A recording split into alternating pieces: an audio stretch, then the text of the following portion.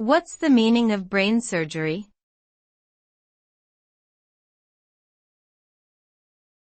Brain surgery.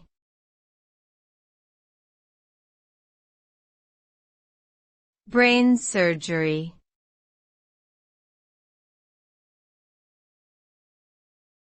Brain surgery.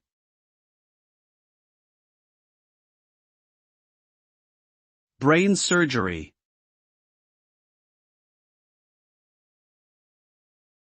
Brain surgery, also known as neurosurgery, refers to medical procedures that involve operating on the brain or other parts of the nervous system. The purpose of brain surgery is to diagnose and treat conditions such as tumors, infections, blood clots, and injuries to the brain or spine. It is a very complex and delicate procedure that requires highly specialized knowledge and skills. The results of brain surgery can vary depending on the specific condition being treated and the success of the procedure. In some cases, brain surgery can significantly improve a person's quality of life, while in others it may have limited benefits or even lead to complications.